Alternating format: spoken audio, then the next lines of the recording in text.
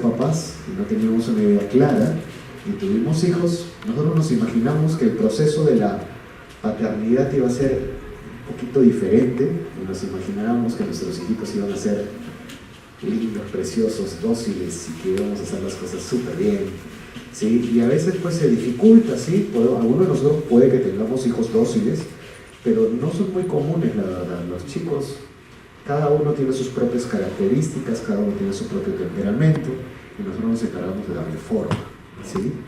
Hoy día vamos a tocar un tema que es un poquito complejo y que además implica que entendamos diferencias, ¿sí? ¿Qué diferencia hay entre la autonomía y la independencia? El tema es, aunque no está ahí en el título, el tema, como ya les he indicado, es autonomía e independencia en la crianza. Hay una pequeña diferencia, ¿sí? Nuestros hijos pueden ser autónomos en el sentido de su capacidad de desenvolverse solos. Independiente significa que no dependan de nosotros. Y la independencia es algo a lo que vamos a apuntar a largo plazo.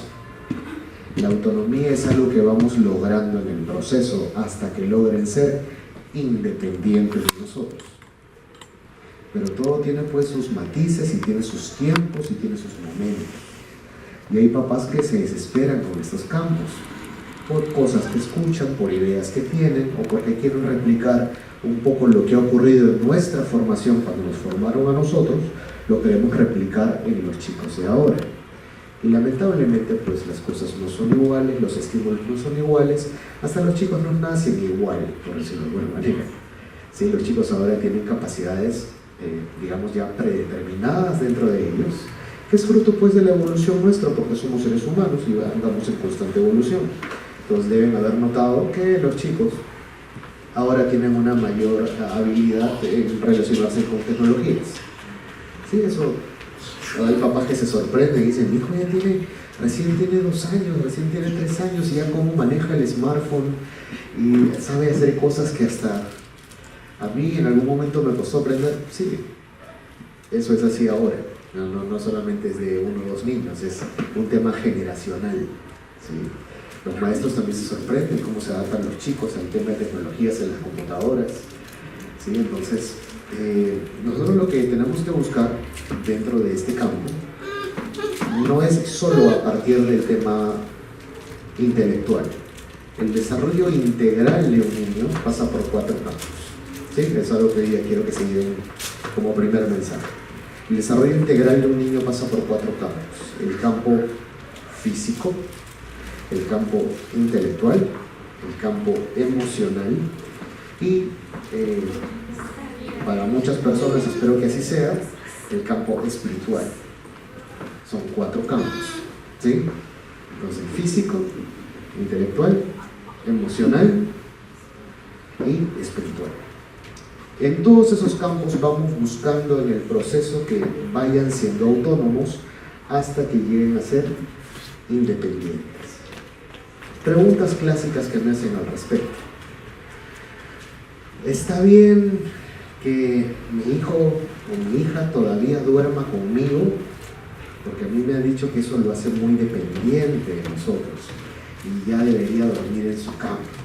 Hay gente que dice, bueno, ya tiene su propia cama y desde que tenía 1 o 2 años yo ya lo acostumbré o la acostumbré a que duerma en su cama. Hay papás que me dicen, no, mi hijo ya tiene 4 o 5 años y sigue, si uno quiere que duerma ya y se sigue pasando a la cama, y me preocupa. Hay gente que va a pedir consulta y me hablan de ese tema. ¿Cómo hacer para? ¿Hasta cuándo es prudente? ¿Influye o no influye en el tema de la autonomía? A ver, tiene sus etapas. Una de las cosas que no tenemos que olvidar es que nosotros somos una especie. Somos parte del reino animal, por decirlo así.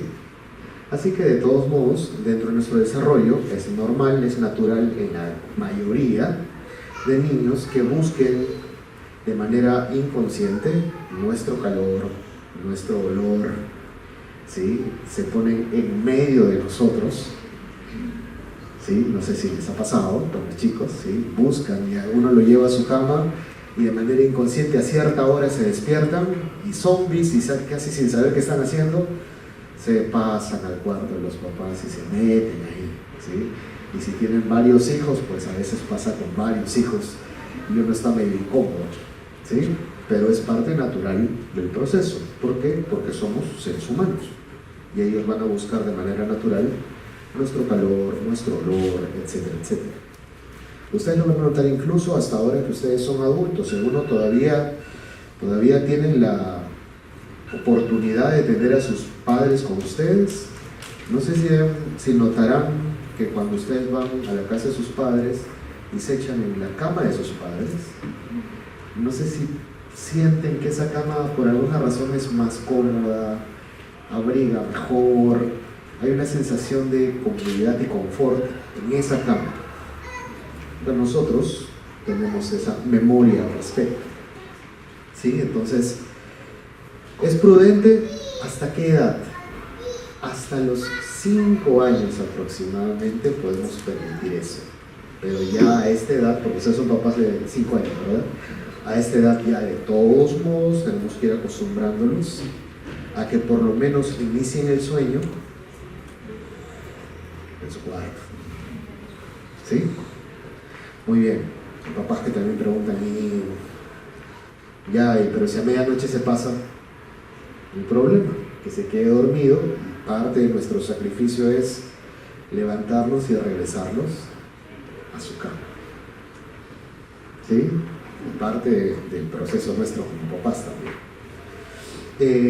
Hay papás que quieren que todo eso ocurra, pero durante todo el día el niño no identifica en su cuarto o su cama como suyo, porque todo el tiempo se desenvuelve en nuestro cuarto.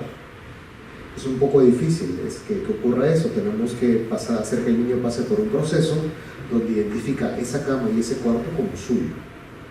Por eso siempre también se le sugiere, por ejemplo, que le permitan a la criatura que si quiere en la cama pegar sus stickers, sus cositas, pegar sus dibujitos y que juegue ahí en su cama, porque hay papás que dicen, no ponga los juguetes sobre la cama, que esos juguetes van a estar en el suelo. Pero es parte del proceso también, entonces hay que permitir que jueguen ahí en la cama, que sientan ese espacio como suyo. Y si nosotros además podemos jugar con ellos ahí, encima de esa cama, entonces va a ser mucho más provechoso. La última vez que me reuní con ustedes, porque ustedes ya han tenido una sesión, se les dijo que el tema del juego era sumamente importante, que tenían que jugar con sus hijos. Así que eso no lo voy a repetir. ¿Sí? Muy bien. Entonces vamos. Dice, un niño o un joven no puede ser autónomo, pero puede ser formado para el momento que lo sea en cada etapa. ¿Sí? Hay 3 dimensiones de la formación. Respecto a su entorno. ¿A qué se refiere? Cuando le queremos dar a nuestros hijos hábitos. ¿Sí? Repita conmigo, hábitos. Todo lo que vamos haciendo con nuestros hijos tiene que ver con darles hábitos. ¿Qué es un hábito?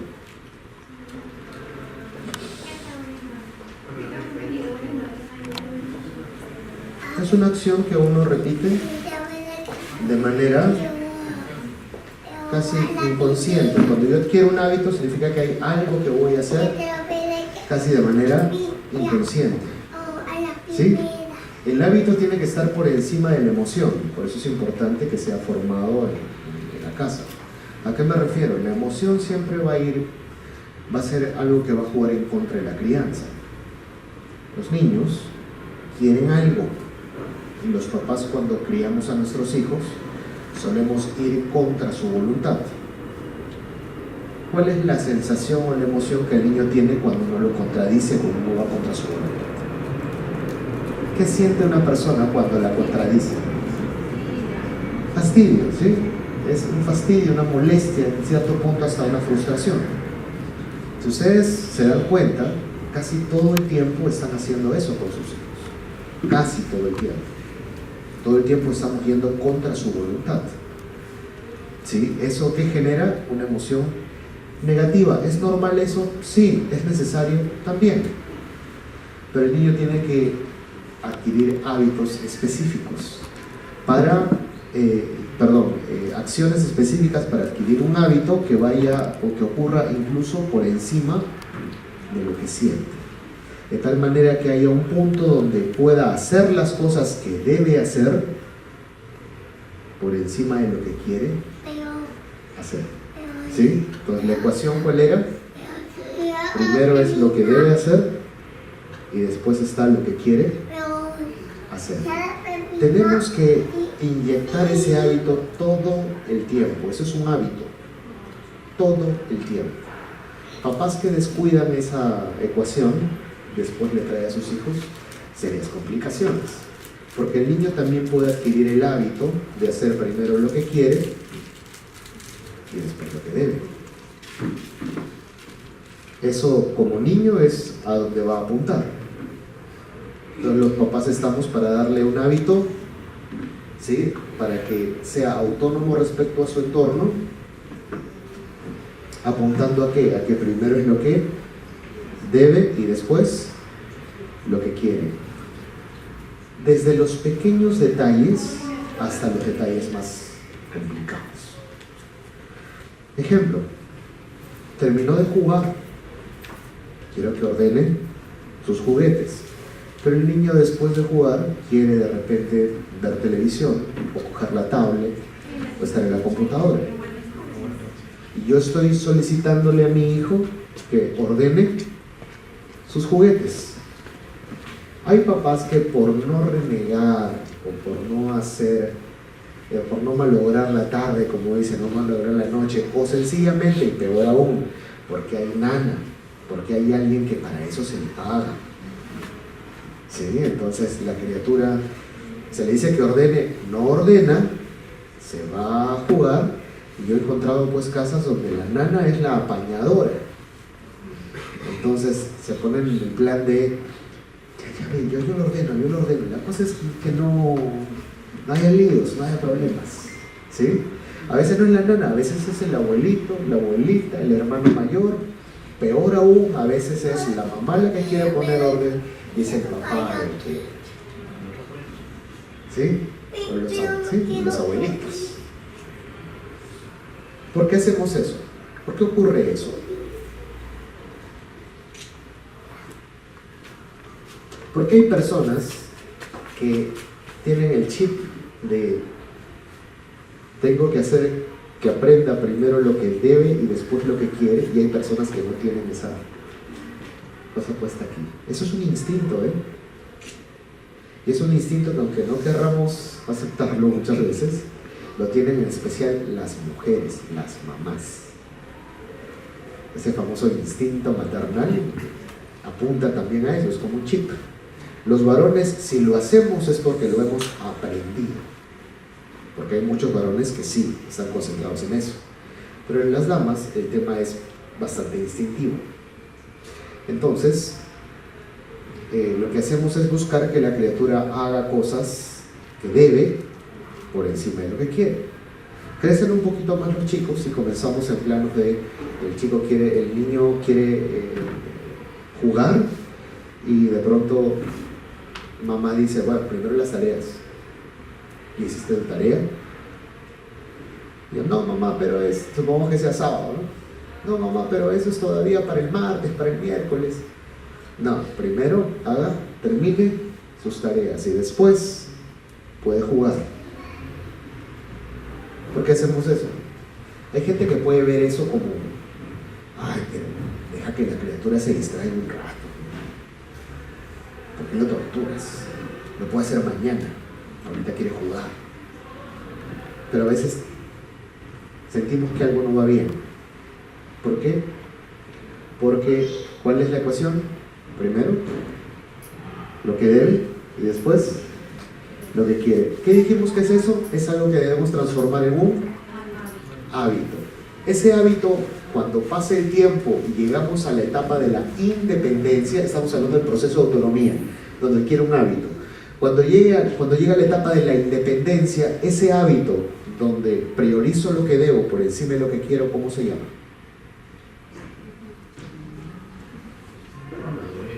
¿Cómo le llamamos a la persona que tiene como hábito en su vida hacer primero lo que debe y después lo que quiere? Madurez. ¿Cómo reconoces una persona madura? Porque conocerán de casualidad adultos inmaduros. ¿Cómo es un adulto inmaduro? Es un adulto que tiene el hábito de hacer primero lo que quiere y después lo que debe.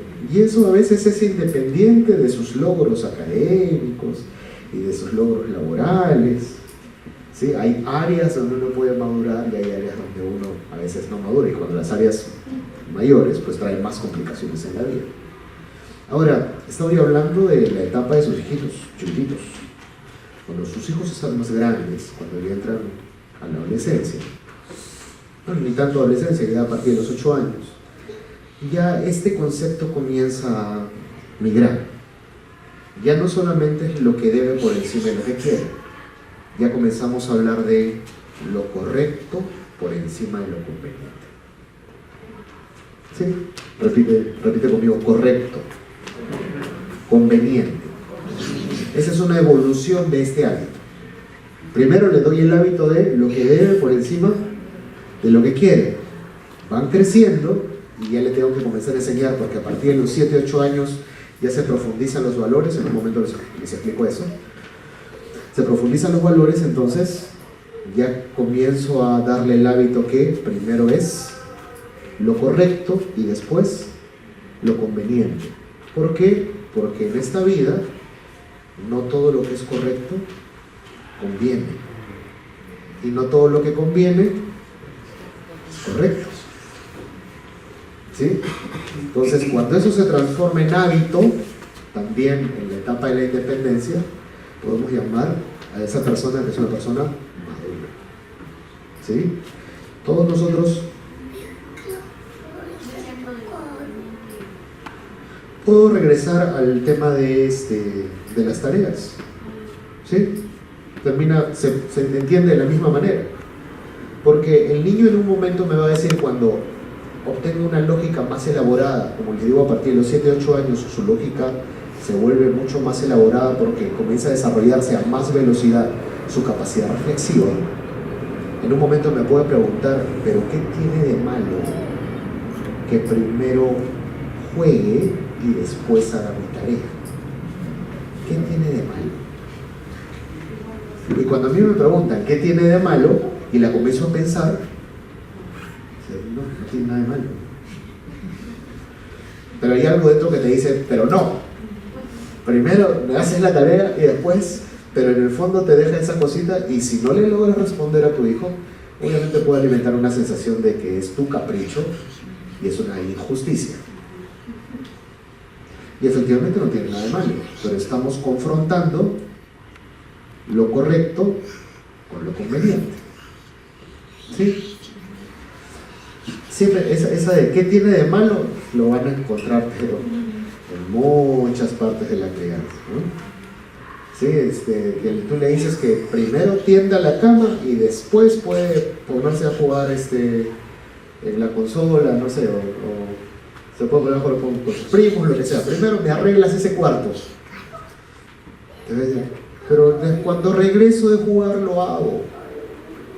Ahora. ¿Pero por qué? ¿Qué tiene de malo? De malo nada. ¿Sí? Entonces repitan conmigo, hábito. Esos son hábitos. Más allá del hábito de lavarse las manos, cepillarse los dientes, del hábito de ser ordenado. ¿Sí? Los valores también son hábitos. Los valores no solamente son aprendizajes aquí, los valores son hábitos. Y hay personas que crecen con gran conocimiento de los valores y la ética y tienen padres probos, pero no han profundizado valores. ¿A qué me refiero con profundizar? Hay una etapa donde a mis hijos les voy enseñando valores tan básicos como el respeto, la responsabilidad, pero de pronto más adelante les comenzamos a enseñar sobre la honestidad, sobre la empatía, sobre el servicio al prójimo, etcétera, etcétera. ¿Sí? ¿Qué pasa cuando una persona solo aprende eso en concepto, sabe qué es, pero no lo interioriza, no lo profundiza? ¿Qué sucede? Crece y puede ser una persona con muchas competencias intelectuales, pero cero valores, aunque los conozca. Ejemplo más que visto, ¿verdad? La coyuntura política que tenemos ahora, ¿de qué nos habla? De gente que ha llegado a altos rangos y no son personas, pues, que no tengan conocimiento, que no tengan preparación. Por algo han llegado y han escalado también hasta donde han llegado. Pero ¿qué pasa? ¿Cómo así una persona que tiene todas esas oportunidades desde el punto de vista académico, desde el punto de vista, en estos casos político, desde el punto de vista económico, cómo así puede caer en tamaños problemas de corrupción? ¿Qué es eso? Ese es un problema de valores. Yo escuchaba la vez pasada en una entrevista radial que alguien estaba proponiendo que en las escuelas de derecho deberían aumentar las horas de deontología y ética. ¿Y qué hacemos con eso? ¿Los valores de dónde vienen? De la casa.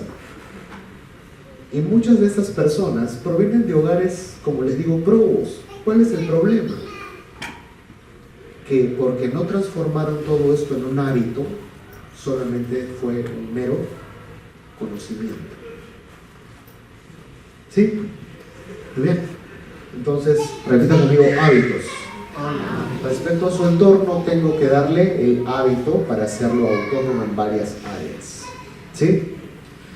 Respecto a sus responsabilidades, ¿qué cosa es una responsabilidad? Desde el punto de vista de la crianza, ¿cómo debemos entender la responsabilidad? Son las acciones que generan un beneficio personal y común. Si las realizo y si no las realizo, generan un perjuicio personal y común. Para efectos de la formación estoy hablando, no estoy hablando de manera general. Si yo quiero darle a mis hijos responsabilidades para que aprendan a ser autónomos, ¿sí? Si yo quiero darle a mis hijos responsabilidades, se hace efectivo cuando yo le doy tareas que les permitan beneficiar a un grupo grande o a un grupo cercano, por lo menos. Si lo realiza y si no lo realiza, perjudica al grupo y a él mismo. Ejemplo: tenemos hijitos de 5 años. ¿Qué responsabilidad le puedo dar a un niño de 5 años?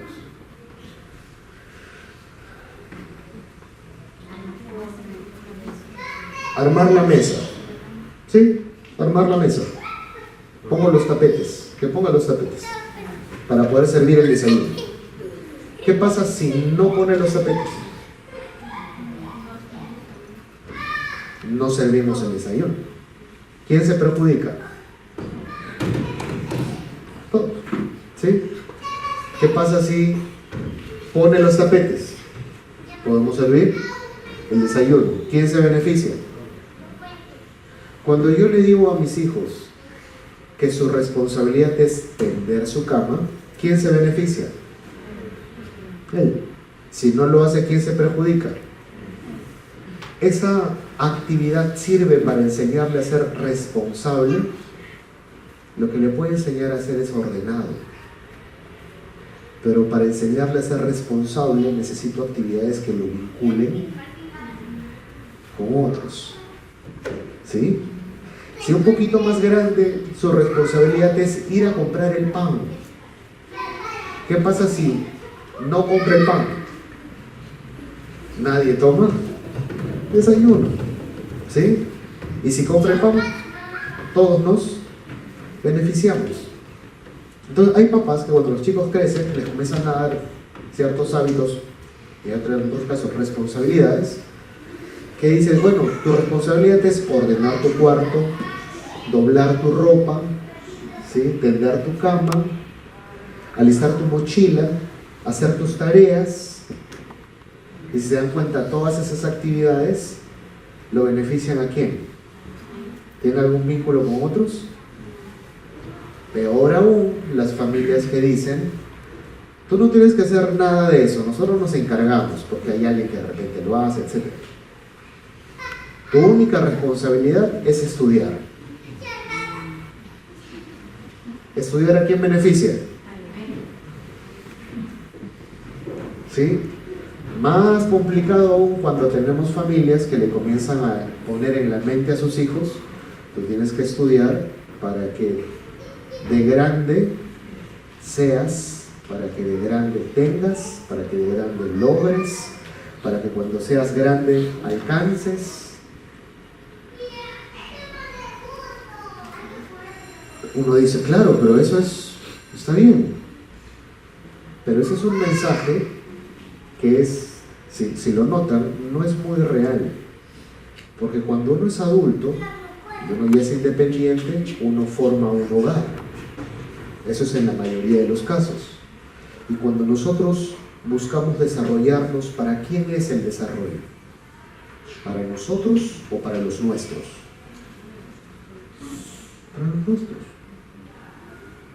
Una pregunta, ese tipo de tareas que permiten asignarlas o crearlas, ideas, responsabilidades en los niños, también creen ellos el sentido de empatía.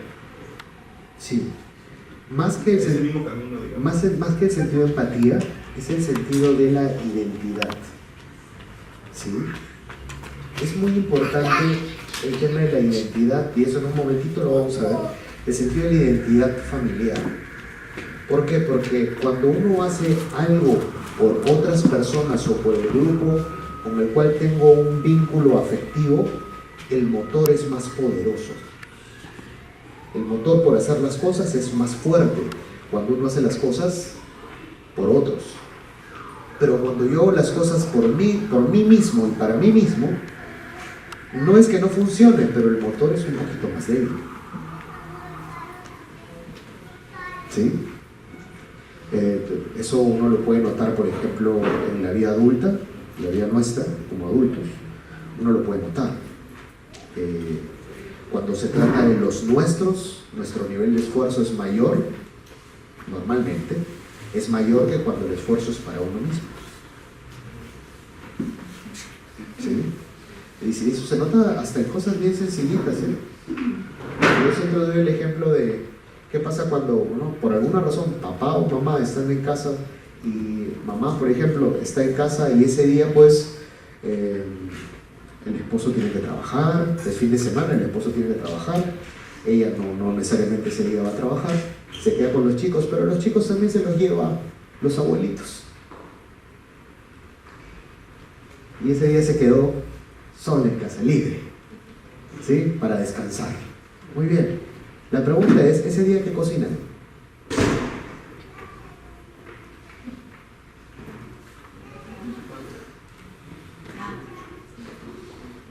Hay varias opciones, ¿no? Hay gente que dice, no cocino nada, ¿no? Pido delivery. O como lo que quedó el día anterior. Me voy a la casa de mi mamá. ¿Sí? Comienzo la dieta. No sé, algo.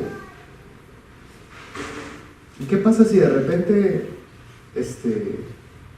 tú pensabas que el esposo iba a regresar ya a media tarde y se aparece un par de horas antes del almuerzo? Y los chicos también se aparecen antes, y en ese momento uno comienza a pensar en qué. Voy a estar cada uno que vea que come. ¿Así pensamos? No, en ese momento no se le comienza a ocurrir algo hay que hacer, no sé, vamos a comer en la calle, algo, pero el interés aumenta. Y si hay que cocinar en casa, pues en ese momento recién se te ocurre Ahora que cocino, pero cuando se trata de ti, el motor no es el mismo, el interés no es el mismo. Cuando se trata de otros, sí. ¿Por qué? Porque cuando se trata de otros, especialmente gente que amas, porque sí se activa de manera diferente? Porque eso se llama responsabilidad. Porque la responsabilidad real se manifiesta en el vínculo con otros. Por eso se les está dando este alcance. ¿Sí? Y eso, a partir de la pregunta del caballero, efectivamente también genera un esquema de identidad. La identidad es muy valiosa en el campo de formación personal, pero se ha dejado hace mucho tiempo de lado. Como les digo, las familias hoy día le hablan mucho a los hijos sobre tú tienes que hacer las cosas por ti, para que tú seas, para que tú alcances, para que tú tengas. Lamentablemente lo hacemos así. Es un buen deseo. Efectivamente eso es lo que yo quiero, pero no funciona así. ¿Sí? Entonces, repitan conmigo: hábitos, responsabilidades. ¿Se le puede dar responsabilidades a los pequeñitos? Sí, sencillitas. ¿Sí? Pero que lo vinculen al bienestar común. Y finalmente, respecto a sus sentimientos, es necesario que los niños comiencen a aprender a manejarse emocionalmente. Hay un tema aparte, que es un tema completo, que se llama desarrollo emocional en la infancia. Ya más adelante vamos a ver eso, que es un tema completo. Y este es, de alguna manera, algo que hay que trabajar mucho porque es como la columna vertebral de la vida de la gente. La calidad de vida de las personas tiene que ver mucho con ese tema. ¿Sí? Si nosotros estamos hablando, ¿se acuerdan? Decíamos, hay un desarrollo integral. ¿Qué significa? Que se desarrolla desde el punto de vista físico, intelectual, emocional y espiritual. ¿Cuál es el punto, la columna vertebral de todo? El lado emocional. ¿Por qué? Básicamente, porque todos nosotros, desde que nos volvemos independientes, nos dedicamos toda nuestra vida a resolver problemas. Todo el tiempo, todos los días. ¿Qué cosa estamos haciendo? Resolviendo problemas. Todo el tiempo. Si nos dedicamos todo el tiempo a resolver problemas, necesariamente en un momento vamos a tener que caer en crisis. De todo tipo.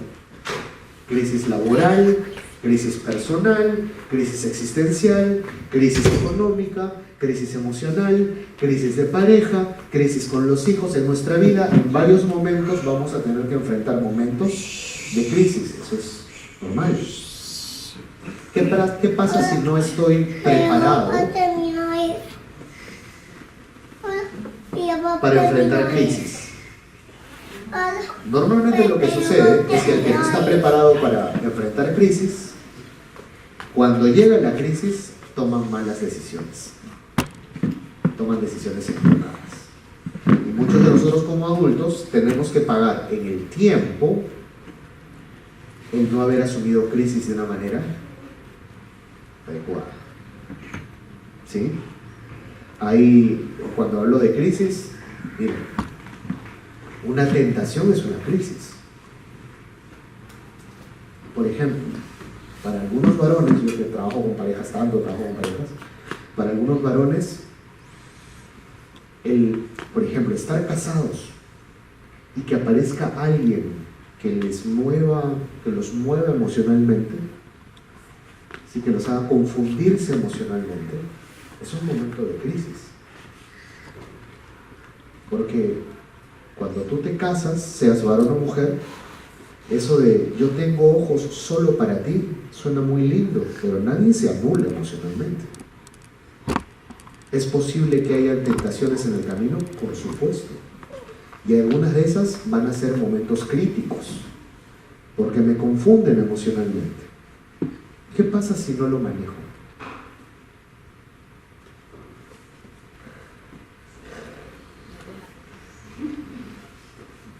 ¿Sí? ¿Por todos lados hay. Gente que entra en momentos críticos y no lo logran manejar. ¿Cuál es el concepto de este lado de aquí? Así como hace un momento hablábamos que en hábitos lo más importante era que primero está lo que debo por encima de lo que quiero, yo le debo mostrar a mis hijos aquí, como hábito también, que primero está el razonamiento y después está la emoción. Que las decisiones se toman con la cabeza y que tienen que aprender a controlar la emoción para poder pensar. Si tengo hijos temperamentales, esos hijos que son un poquito berrinchosos, que presionan para que las cosas ocurran, esos son niños que siempre van a tender a tomar las decisiones más con la emoción, ya sea el corazón o el hígado,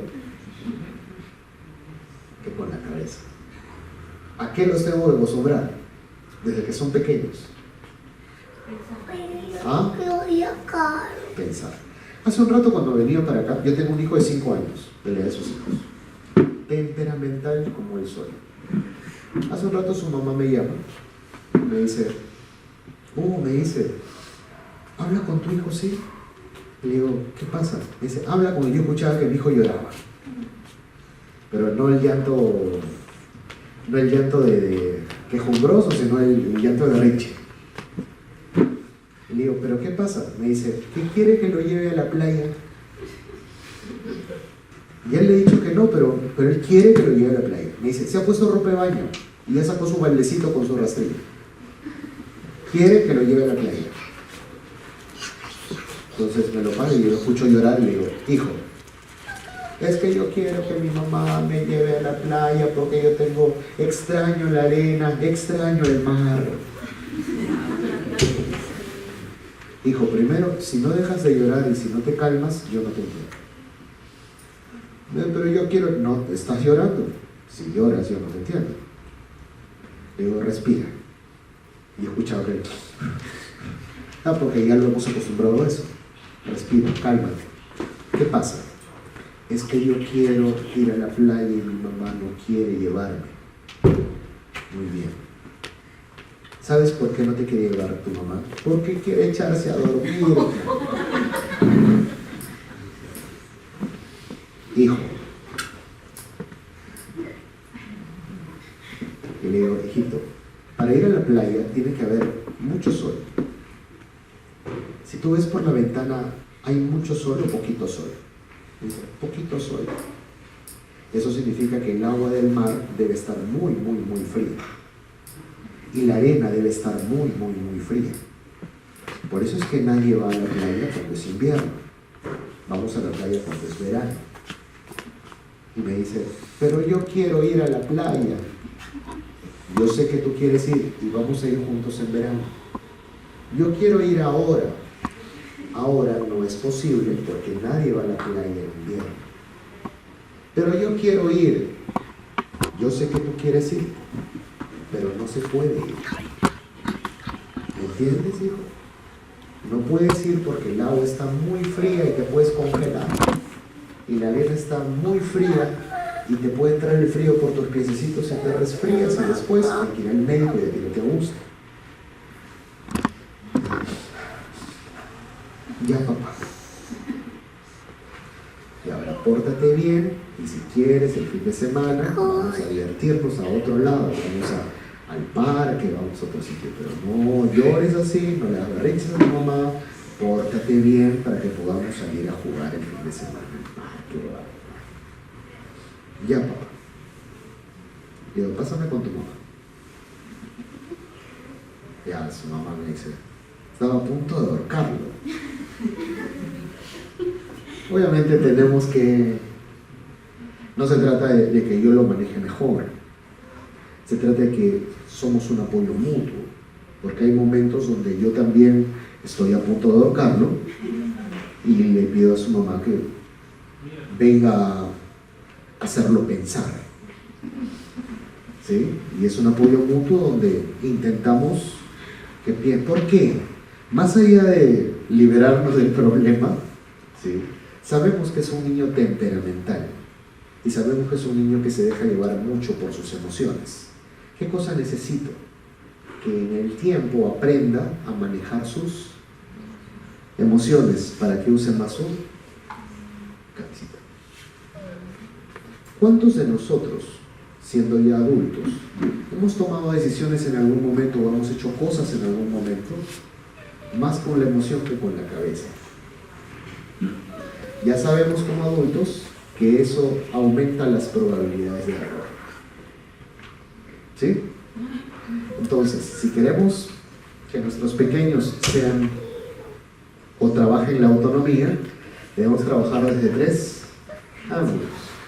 Desde el ángulo de los hábitos. ¿Sí? Repite conmigo, hábitos. Esos hábitos que estás intentando darles, muy bien, que aprendan a hacer cositas ellos mismos. No importa que se estén equivocando, los puedes ir corrigiendo con cariño, con paciencia, pero tienes que darles hábitos. ¿Cuáles eran los hábitos primordiales? Lo correcto, lo que deben hacer por encima de lo que quieren hacer. Y cuando crezcan un poquito más, le agregamos lo correcto por encima de lo conveniente. Respecto a responsabilidades, ¿qué cosas tenemos que dar a nuestros hijos desde pequeños que aprendan a ser responsables? ¿En qué sentido? En que cumplan con actividades que los vinculen al beneficio común. Y número 3, tenemos que buscar a nuestros hijos antepongan el pensamiento a su emoción. Y eso requiere que tú seas una persona que enseñe eso, que seas una persona paciente al respecto, porque si tú tienes este problema, vas a tener que comenzar a resolverlo también. No podemos ser un modelo, no podemos enseñarles el hábito si no somos un modelo. ¿Sí? Muy bien. Entonces, ¿hasta ahí se entendió? ¿Sí? Dice, de su discernimiento depende su madurez y de la misma depende su calidad de vida. ¿Se acuerdan que eso lo vimos? ¿Sí? ¿Qué áreas conceptuales desarrollan una autonomía correcta? Hace un rato respecto a la pregunta que hizo un caballero, y por ahí comenzamos. La familia es lo más importante. Para el niño es fácil de entender eso porque somos su vida. A esta edad, nosotros somos su mundo. Tiene sus amiguitos y todo, pero a esta edad nosotros somos su mundo. Van pasando los años y vamos a dejar de ser su mundo. Y en algún momento vamos a ser tangentes a su mundo. Y en algún momento ellos harán su propio mundo. ¿Sí? Pero a esta edad no es muy difícil esto. El problema es que no lo trabajemos como un tema de identidad. Hace años, esto se trabajaba con mucha facilidad en los hogares. Primero porque los papás tenían más presencia en la vida de sus hijos. Hoy ya los papás están menos en la vida de sus hijos. Pero antes, primero, había más presencia. Había más horas de contacto. Había menos distractores. ¿Sí? Ahora hay muchos distractores. Yo cuando llevo a mi pequeño para que juegue en algunos lugares, yo veo que la mamá o el papá contratan que se meta a la máquina de pelotas, ¿no? A la piscina de pelotas, y ellos están afuera con el celular. Que se suban los juegos y están afuera tomándole fotos o con el celular. En el parque los niños están correteando, el papá está chequeando ahí, o la mamá está chequeando, va chequeando y con el celular. Además de haber menos tiempo para el contacto con los hijos, el tiempo que tenemos está repartido con los distractores. ¿Sí? Por le decía, antes primero había más tiempo para los pequeños. Segundo, antes se trabajaba mucho el esquema de la importancia de la familia. Siempre se hablaba de la familia. Es más, mucho más antes había un tema de reforzarnos en el apellido. No sé si ustedes recuerdan o han visto, que sea en películas, esa idea de que hay que respetar el apellido, que hay que honrar el apellido. Y si alguien hacía algo que no debía, decían, has deshonrado nuestro apellido. ¿Sí? Eso te suena a película y a telenovela antigua, efectivamente funcionaba y así era. La gente apelaba mucho al apellido, porque el apellido es la marca que nos identifica como una familia. ¿Sí? Entonces, yo recuerdo a mí en mi crianza, cuando yo soy pequeño, mi papá ha sido pues de los que criaban a la antigua. ¿Sí? Mi papá tenía un concepto que para mí era rarísimo, ¿no? Ninguno de mis amigos manejaba ese concepto. Mi papá siempre hablaba de que yo tenía mi nombre, él hablaba, perdón, decía, ese es tu nombre y nuestro apellido. Y eso siempre me lo dejaba claro. Decía, tu nombre, es tu nombre y Flores es nuestro apellido.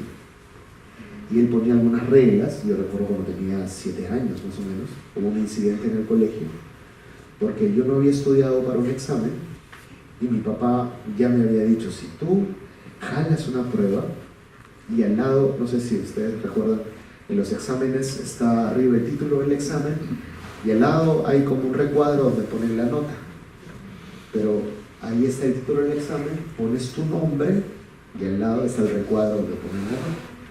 Entonces mi papá me decía, si al lado de tu nombre y nuestro apellido figura una mala nota, me dice, son 2 castigos. Primero, por no estudiar y ser un irresponsable. Y segundo, por poner en vergüenza nuestro apellido. Yo empecé a venir, papá. Y un día pues no estudié, ¿no? Y yo sabía que iba a sacar una mala nota. Y en mi mentalidad pequeñita, de niño, ¿sí? Dije, ya sé, ¿cómo me salvo de 2 castigos si solamente me ponen 1? No voy a poner mi apellido. Así que solamente puse Hugo, nada más. Obviamente la profesora me llamó y me dijo, ¿qué pasó? ¿Usted es un artista? ¿Qué cosa? Ponga aquí su apellido. Yo me lo llevo, mi papá lo va a firmar. ¿De cuánto saqué? Creo que 0,8. En esa época pues no era literal, era numérico primero. Hubo un problema porque yo me negué rotundamente a poner mi apellido. Y la profesora me preguntaba por qué y yo no le decía. Hizo llamar a mi papá. Sí, mi papá habló a solas con la profesora y salió y me dijo que por esa vez me iba a poner un solo castigo porque como me había rehusado a poner el apellido, era una manera de defenderme, que entendía, pero que para la próxima vez, ¿sí? Y ya en los años, mi papá un día recordando eso, cuando éramos adultos, cuando yo era adulto, recordando eso, mi papá me decía que cuando entró a hablar con la profesora y le explicó, que los dos se comenzaron a reír pues, de la ocurrencia mía para salvarme del doble castigo, pero ese era un poco el trabajo, ¿sí? Entonces queda aquí impregnado el tema de la familia es importante, la familia es primero, ¿sí? El querer hacer las cosas por honrar a mis padres, ¿sí? ¿Qué cosa significa honrar? ¿Dónde han escuchado esa palabra antes? En los mandamientos, ¿verdad? ¿Qué significa honrar? Siempre nos los han enseñado, lo hemos repetido, ¿sí? Sabemos que es el 4.º mandamiento. ¿Pero qué significa honrar? Dice, respetar. No, exactamente. Amar. Pero en la Biblia es muy puntual, ¿eh? Dice, amarás a Dios sobre todas las cosas. Si cuando utiliza la palabra amar es amar, y cuando utiliza la palabra honrar es honrar. ¿Qué es honrar? Es una palabra muy cercana, como para que lo entendamos bien, porque a los hijos hay que enseñarles a honrarnos. Cuando yo honro a alguien, significa que hago algo que esté a la altura de su valor. Y en el caso de la infancia o de los hijos, es que yo haga cosas que enorgullezcan a mis padres. Cuando yo hago cosas que enorgullecen a mis padres, estoy honrándolos por quienes son y cuánto valen. Pero eso se enseña. ¿sí? Yo tengo que enseñar a mis hijos a honrar. Una de las promesas dice, honrarás a tu padre y a tu madre para que seas de larga vida. Esa es una promesa espiritual, y todo lo que hagas salga bien. Esa es una promesa, digamos, lógica, terrenal. Porque cuando mis hijos se acostumbran a honrarme a mí, yo me puedo llevar el orgullo, pero ¿quién se lleva las consecuencias positivas? Ellos, ¿sí? Si hace cosas que me enorgullecen, ¿quién se lleva los laureles? Ellos. Yo con la justa me llevo el orgullo, ¿sí? Y yo siempre le digo a los papás esto: acostumbren a que sus hijos los honren. Eso implica que seamos hasta cierto punto de vista exigentes con ellos. No teman ser exigentes con sus hijos. Yo sé que hay una tendencia a decir, no, a los hijos no se les debe exigir puestos, solamente que den lo mejor de sí. Pero resulta que ciertas notas y ciertas calificaciones y cierta competencia es un resultado de su esfuerzo. Ahí debe haber un equilibrio. Tienen que esforzarse. Yo debo notar que mis hijos se esfuerzan, independientemente de si es primero, segundo, quinto puesto. Si yo veo que ese puesto se esfuerza para conseguirlo, eso es lo que yo espero. Porque yo también conozco hogares que sus hijos se ocupan primero o segundo puesto y todavía los papás dicen, y eso, casi sin estudiar. O sea que la criatura tiene un elevado IQ, un coeficiente intelectual alto, por eso es que no desarrolla las capacidades como debe y solamente rinde, pero está jugando un mal hábito. ¿Sí? Ahí. Sí, me pregunta, ¿en qué momento pueden los padres ir más allá de un límite que pueda haber? Porque a veces puede causar estrés a los niños de 5 años. Sí, entiendo.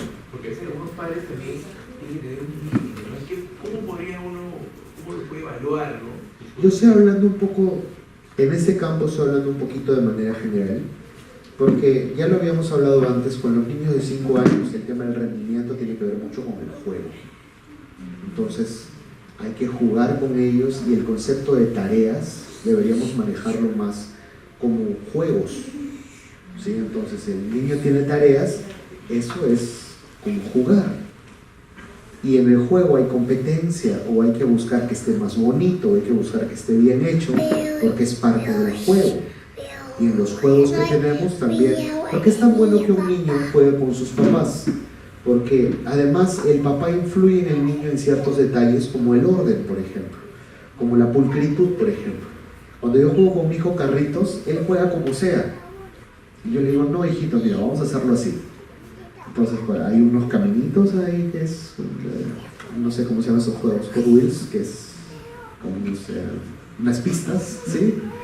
Y yo le digo, hay que poner los carros en orden, a ver cuáles son los que van más rápido y cuáles son los más lentitos. Y los ordenamos. Y si habíamos estado jugando con otra cosa, eso primero lo guardamos y después jugamos solo con esto. Que se está jugando conmigo, yo estoy influyendo en ese campo.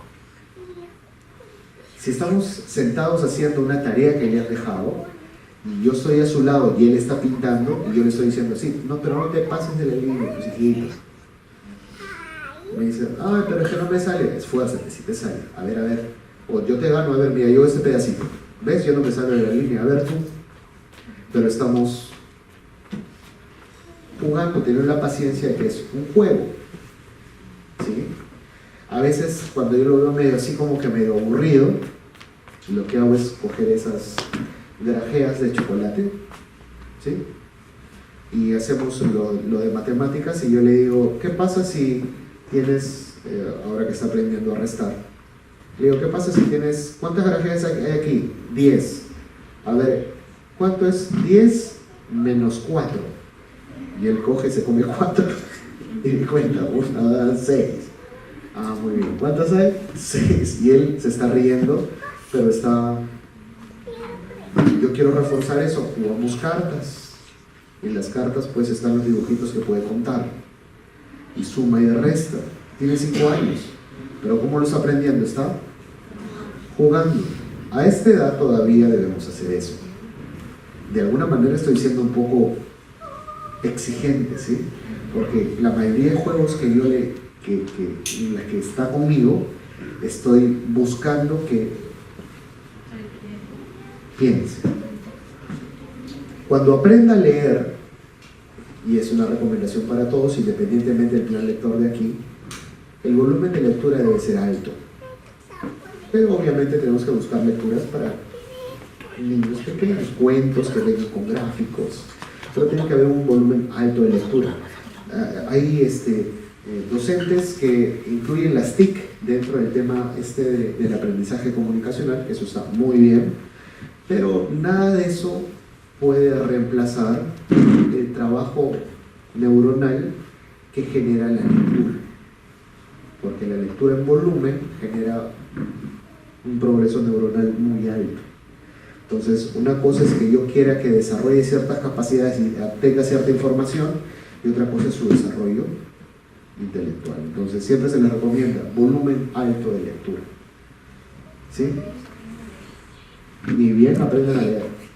Ya tenemos que, si bien hasta ahora de pronto todavía no sepan leer, pero yo puedo, antes de que duerma, sentarme a su lado y ponerme a leer con ellos un cuento. De hecho que ellos no saben leer, pero es muy interesante ponerse a ver a los chicos y siempre el cuento tiene el lado gráfico y el lado literal, ¿sí? Entonces uno le va diciendo, aunque ellos no sepan leer, pues le dice, érase una vez en el bosque. Uno le va señalando las palabras, ellos todavía no saben leer, pero comienzan a identificar visualmente las palabras. Todo eso también es ser exigente, porque yo estoy conectado y concentrado a la edad de nuestros hijos en que siempre estén usando sus capacidades intelectuales. ¿Sí? Vamos al mercado y ya le estoy preguntando cosas como vamos a comprar tomates, hijo. ¿Cuáles son los tomates? Comienza a mirar, esos. Ya está. Ahora vamos a los choclos. ¿Cuáles son los choclos? Comienza a mirar, esos. Ya escoge 3 choclos medianos. Y agarra cualquiera y le digo, no, esos no son los medianos. Mira todos y date cuenta cuáles son los grandes, cuáles son los medianos y cuáles son los pequeños. Mírale, este. Agarramos la bolsita, digo, ya, pon aquí 10 limones, los más grandes y los más verdes. Comienza a mirar los limones y papá, Sí, nos vamos a la zona donde están las aves. Ya, hijo, vamos a comprar pollo. ¿Cuál es el pollo más grande? Ese, papá. No, ese es un pato. Pollo.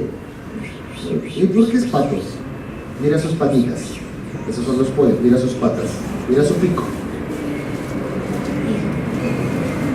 Ah, sí, es un pato. Me dice, ¿por qué mataron al patito? Ay, eso. ¿Sí?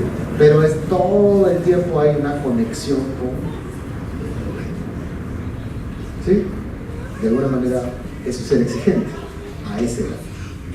Más adelante, usted me dice que no se estresen. Sí, cuando crecen un poco, tenemos que buscar que sea lo más divertido y lúdico posible para que no se estresen. ¿Sí? Yo he conocido casos en mi promoción del colegio. Yo estoy en un colegio religioso. El primer puesto del aula era un muchacho sumamente inteligente, pero el nivel de presión y de exigencia de los papás estaba solo en su desarrollo intelectual, pero no había campos donde se divierta haciendo lo que hacía, porque también lo ponían en fútbol y también lo ponían en básquet, pero había una presión por el desarrollo físico. Porque si era el futbolista tenía que ser el mejor futbolista, pero no lo disfrutaba, porque era una presión, porque su papá decía, no, así no, tienes que entrenar más, ¿cómo vas a fallar? Cosa que era muy diferente a otros que sus papás les hacían barra y si se equivocaban veían a sus papás reírse de la equivocación, ¿sí? Y de ahí terminaba el deporte y era la risa porque era un momento de jugar. Y cuando había que estudiar, pues se les apoya estudiando, ¿sí? Yo recuerdo que yo eso lo aprendí en la casa de un amigo, se lo pedí a mi papá y mi papá lo implementó conmigo, gracias a Dios. Yo llegué a la casa de un amigo y él estudiaba haciendo de cuenta que él enseñaba una clase. Era como la técnica del profesor. Entonces, él estudiaba algo y de ahí él iba a enseñar eso. Y cogía su pizarra, ¿sí? Y su papá y su hermano mayor se sentaban frente a él, ahí en la salita, y él les enseñaba y de ahí les hacía preguntas. A ver, ¿qué fue lo que dije? Y era gracioso, ¿sí? Pero se lo aprendía para la clase. Yo vi eso un día, me gustó, le conté a mi papá y mi papá yo era hijo único. Y mi papá me dijo, ya, lo vamos a hacer. Si así aprendes bien, pues lo seguimos haciendo. Y así fue. Yo recuerdo que estaba, no sé, cuarto o quinto de primaria y había cosas que aprender en esa época que se llamaban ciencias sociales, no sé si ahora se llamará así. Pero yo me aprendía pasajes de la historia del Perú y se las enseñaba a mi papá y mi papá levantaba la mano y decía, profesor, ¿puedo preguntar? Y decía, sí, claro. No entendí bien tal parte. Y agarraba el libro, chequeaba, es así. Y me decía, profesor, ¿puedo hacer un paréntesis? Sí. Y dice, hijo, no es así. Me enseñaba y cerraba el paréntesis y yo lo tenía que explicar. Y yo he sido un alumno que no he tenido notas inadecuadas, he sido un alumno con buenas notas, pero no había el nivel de presión para estresarme, pero sí había mucha exigencia. Yo recuerdo eso. Entonces, tiene que ver con cuánto hacemos alrededor de la exigencia para que nuestros hijos disfruten de lo que están haciendo. Lo que acompaña a la exigencia es muy importante. Los estímulos son muy importantes. Los chicos de hoy en especial, no lo digo por los niños de 5 años, sino por sus hijos de todos modos van a crecer. Los chicos de hoy tienen tantos estímulos a su alrededor que a veces estudiar no es un estímulo en sí mismo. Aprender no es un estímulo en sí mismo. Quieren otros estímulos. Y los papás sí podemos ceder frente a eso, pero siempre y cuando sea una planificación. Es decir, darle a los chicos una razón por la cual alcanzar algo. Entonces, funciona. ¿Sí? Muy bien. Entonces, acuérdense, la familia es lo más importante. Segundo, la importancia de los compromisos, desde que son pequeños, para que aprendan a ser autónomos en varias cosas. Es muy importante que aprendan que su palabra es muy importante. ¿Sí? Para eso, siempre hay que buscar pequeñas herramientas. Si yo planifico la tarde con mi hijo, y le digo, ya hijo, a ver, ahora, después de hacer que hagamos las tareas, ¿qué vas a hacer? Ya, después voy a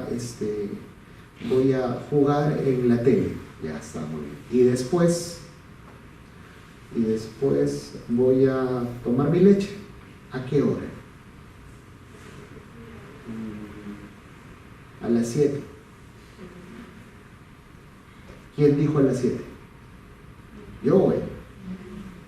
Él. Ya está. Cuando llegue a las 7, hijito, pero un ratito más. ¿Cómo que un ratito más? Tú dijiste a las 7. ¿Qué hora es? Las 7. Tú dijiste a las 7. Y cuando se pone quisquilloso en ese momento, yo me pongo también en un plan de, es que ¿sabes qué, hijo? A mí no me gusta que digas algo y después no lo cumplas. Eso está mal. ¿Tú a qué hora dijiste? Pero un ratito más, papá. Yo te acepto el ratito, yo no tengo ningún problema con el ratito. Tú quieres 5 minutos más, 10 minutos más, 15 minutos más, yo no me molesto. No me molesta que juegues. Me gusta verte jugar.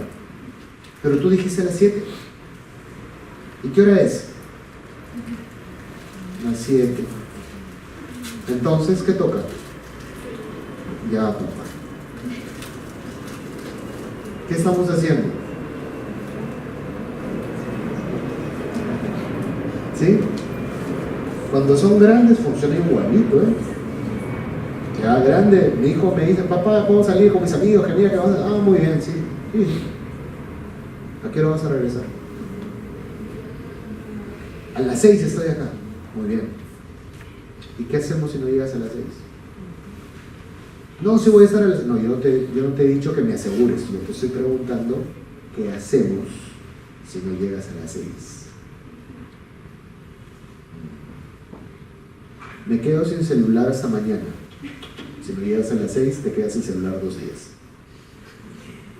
Tú asumes. ¿Qué estoy buscando?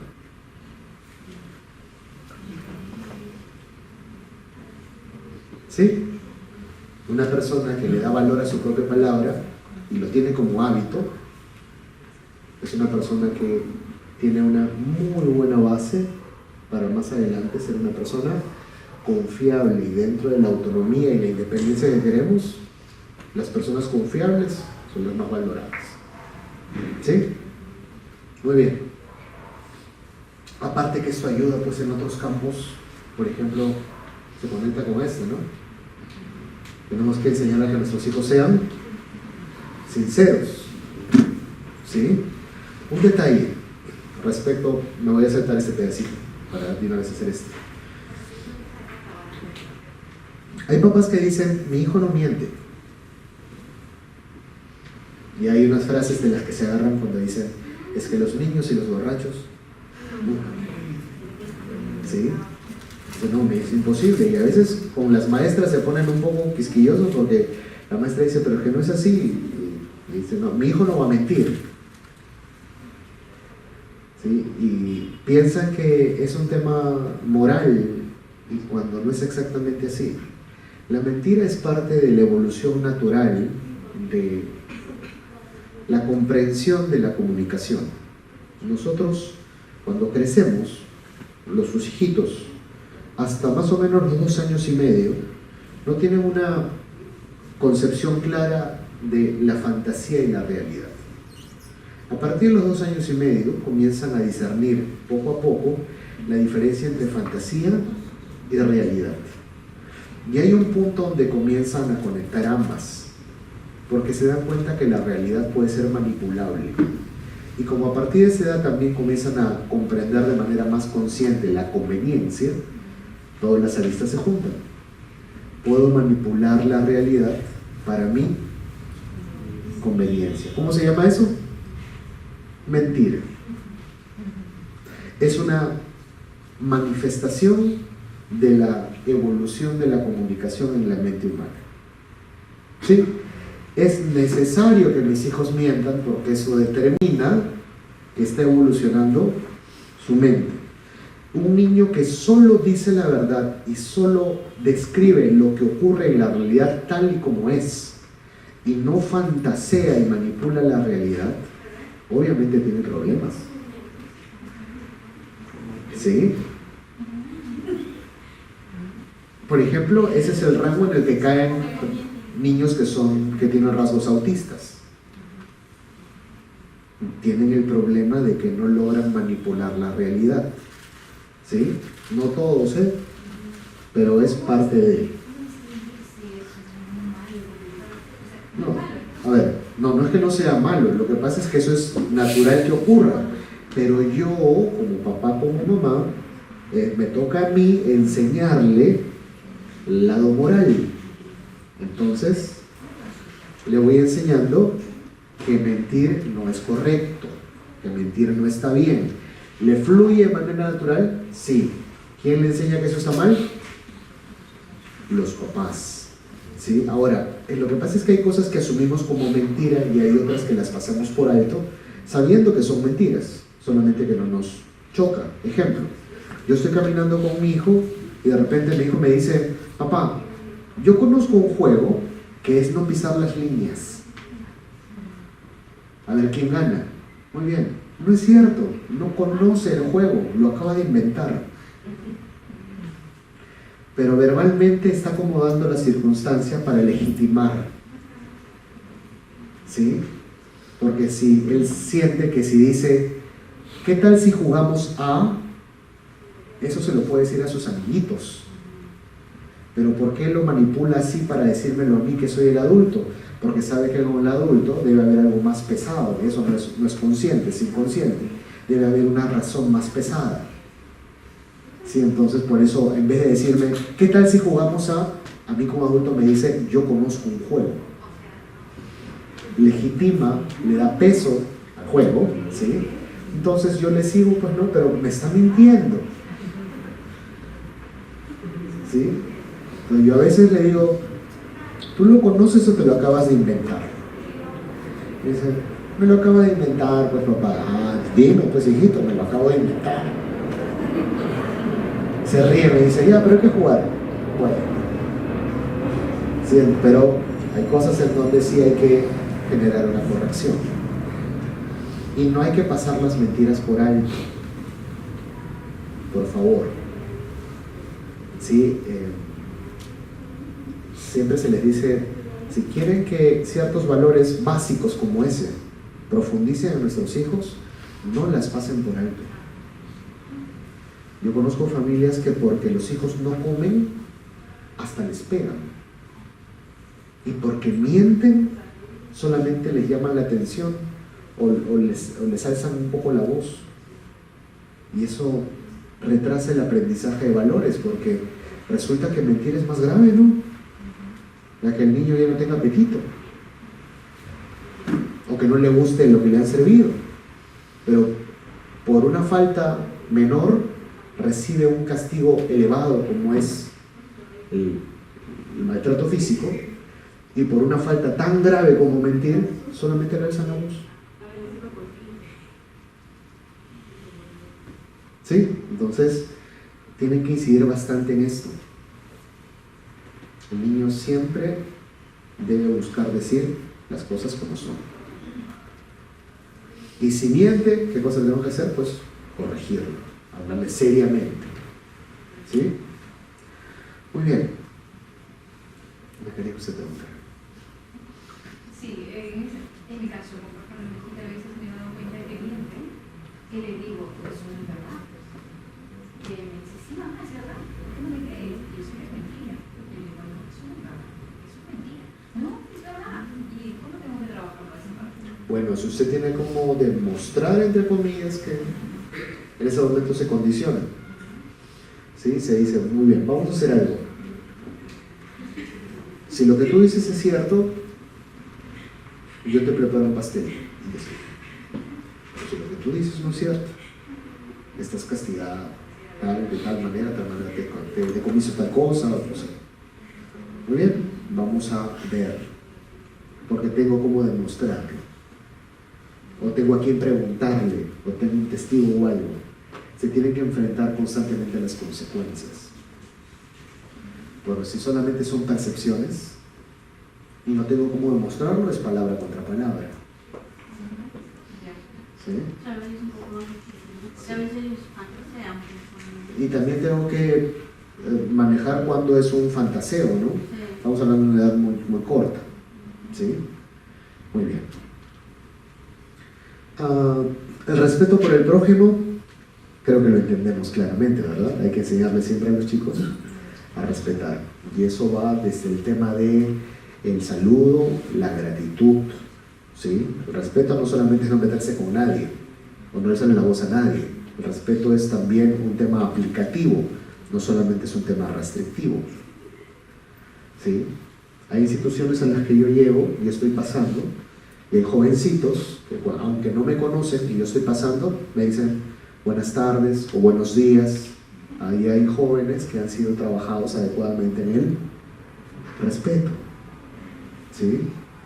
Cuando tenemos a nuestros hijos y nos encontramos con alguien y nosotros le decimos, saluda hijito.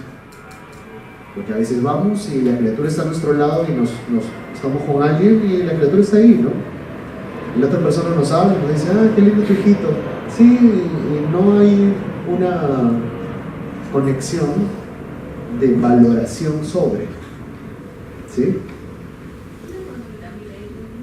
caso, yo con mi hijita, yo constantemente, ya mi hijita tienes que saludar, incluso yo también saludo para que ella vea que esté saludando y haga lo mismo, pero le cuesta saludar. Claro. Le cuesta, o sea, tengo que estar, o sea, todo el tendría a cada rato, ¿no? Sí. Probablemente sea una niña un poquitín distraída, ¿sí? Pero es algo que se trabaja en los años. En los años. Hay muchas cosas que queremos que nuestros hijos aprendan y van a tardarse muchos años. ¿Sí? Creo que ser constante. Ya, por supuesto. Yo siempre le digo a los papás, tener paciencia con los hijos no significa, como la mayoría hace, ay, Señor, paciencia. Sí, después de decir paciencia no hago nada. ¿Sí? Porque normalmente confunden paciencia con inacción. Digo paciencia para no hacer nada. No, paciencia en la paternidad, en la maternidad significa no me canso de enseñar, no me canso de corregir. Si tengo que enseñarle 1000, 2000, 3000, 10000, si tengo que enseñarle todos los años hasta el día que decida salir de casa, hasta ese día se lo voy a enseñar. Seamos francos, muchos de nosotros nos han intentado enseñar cosas y nuestros papás sintieron que nunca funcionó. Y ya cuando fuimos independientes, por alguna razón, ahí funcionó. Porque hay aprendizajes, eso también quiero que lo vean, hay aprendizajes que necesitan, primero, necesitan el conocimiento, segundo, necesitan la conciencia, y tercero, necesitan la vivencia. Hay cosas que no logramos comprender bien porque no lo vivimos. Hay cosas que no podemos hacer más. Yo quiero que mi hijo valore mi esfuerzo. En la medida que él no tenga esfuerzos, es difícil que lo valore. Que mi hijo valore el dinero. En la medida que no comprenda lo que cuesta conseguir dinero, es un poco difícil que lo valore. Hay niños que sí pueden, que son los más empáticos, que son los famosos niños melancólicos, que tienen un grado de empatía natural, ¿sí? Pero son muy pocos. Hay cosas que, para que con esto me van a entender muy bien, hay cosas que mis padres siempre me quisieron explicar y que yo nunca comprendí muy bien, les haya hecho o no les haya hecho caso, pero cuando fui papá o cuando fui mamá, recién comprendí algunas cosas.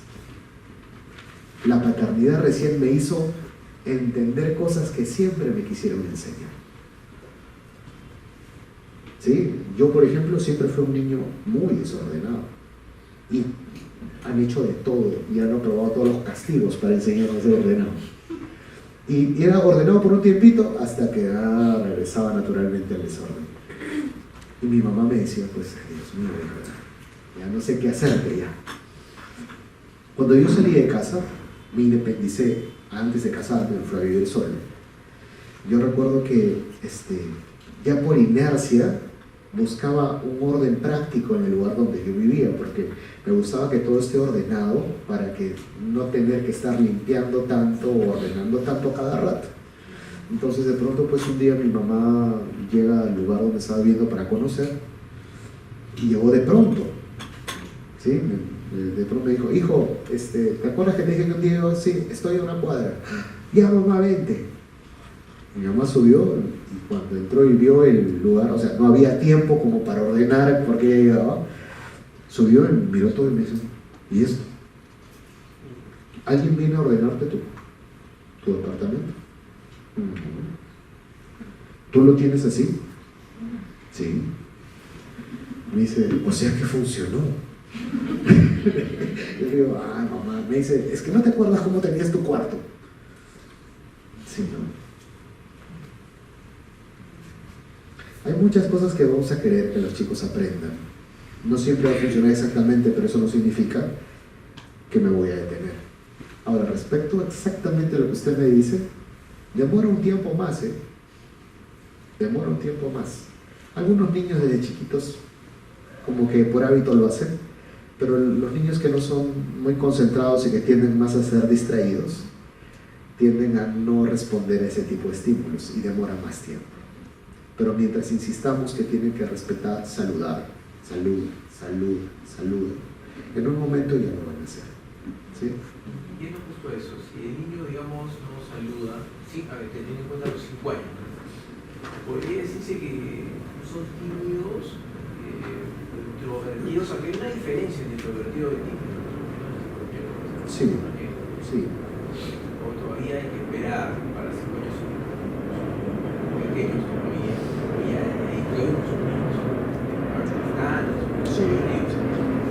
Eso también hay un factor ahí, ¿no? El niño que es tímido, de hecho que le cuesta mucho más la conexión con las demás personas, ¿sí? Es cuestión de paciencia también, porque obviamente si trabajamos correctamente con un niño tímido, la idea es darles seguridad, ¿sí? Hay niños que por naturaleza les cuesta la conexión, hay que promover la conexión. De todos modos siempre van a ser tímidos. La timidez no es algo que se supera. La timidez es una característica personal.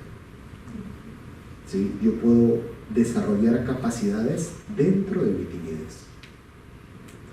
Yo, por ejemplo, soy una persona tímida. Y hay gente que me dice, pero hablas en público. Sí, pero soy una persona tímida. Pero ¿atiendes gente todo el tiempo? Sí, pero es mi trabajo, es una capacidad desarrollada. En la vida personal, íntima, soy una persona. ¿No será de repente que es introvertido, tímido? Porque son las dos cosas. Porque uno dice que tiene de temor, ¿no? No, las dos cosas. La introversión. Es que es reservado, ¿no? La introversión tiene que ver con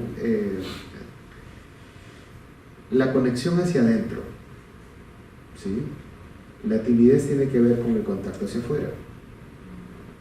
Entonces hay personas que son introvertidas y no tienen problemas con el contacto, pero su contacto hacia adentro es mucho más elaborado. Hay personas que pueden ser muy tímidas y bastante introvertidas.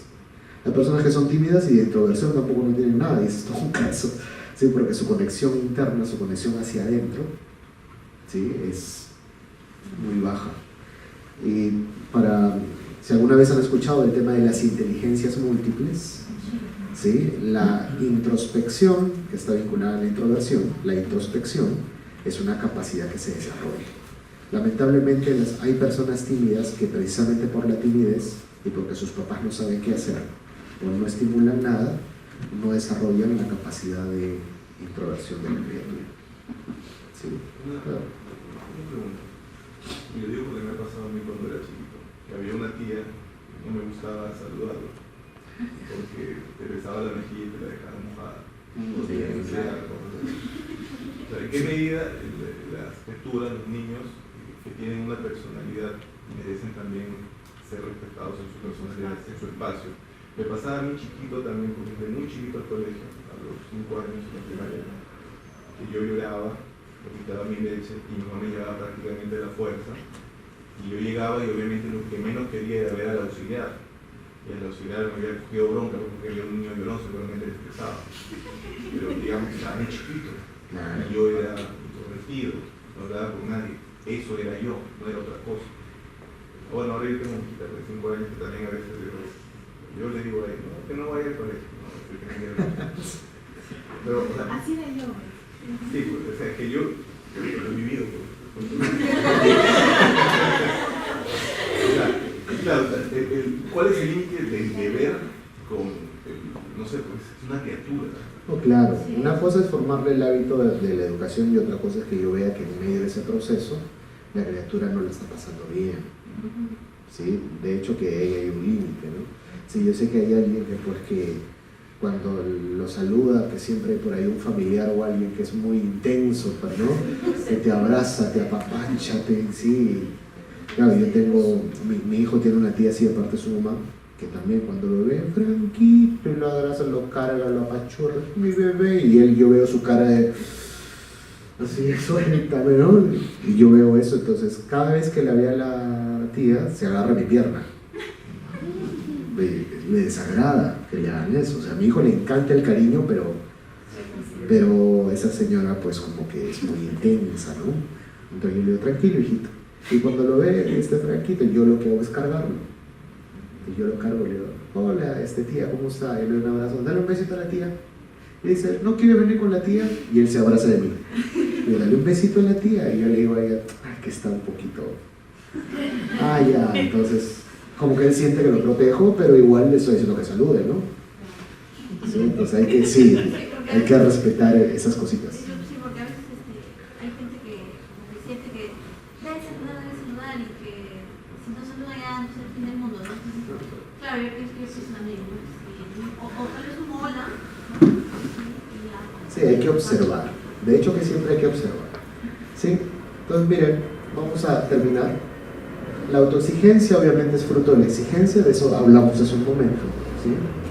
El sentido de propiedad, ya. El sentido de la propiedad, nuestros hijos deben entender siempre claramente qué cosa es suyo, pero no en la medida de la aprehensión, sino en la medida de que es para su uso, pero lo pueden compartir. ¿Sí? Siempre por eso se le dice a los niños hay que enseñarles a compartir. ¿Sí?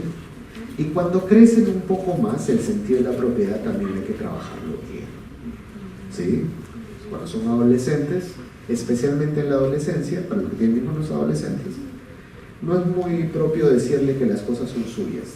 Ya no son tan niños, ya pueden comenzar a detectar que las cosas realmente no son suyas. Entonces ya no es tu cuarto, ya no es tu cajón. ¿Sí? Este es el cuarto que se te ha asignado. ¿Sí? Yo recuerdo que yo tengo un sobrino, que una vez hubo un problema con él y su familia. Y él decía, me llamaron para ayudarlos a resolver y me dijo, pero es que a mí me molesta que mi mamá, mi hermano y mi papá se metan a mi cuarto sin mi autorización. Me dijo, eso no es tu cuarto. Sí es mi cuarto.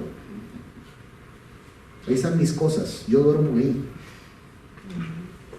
Muy bien, vamos a hacer una cosita bien bonita. Le digo, ¿tú sabes qué cosa es la SUNARP? No, vas a ver, lo googleamos, bien, y ahí se escriben las propiedades, le digo, ya está. Vamos a poner tu nombre a ver qué propiedades tienes. Si aparece tu cuarto, yo me quedo calladito y nos vamos.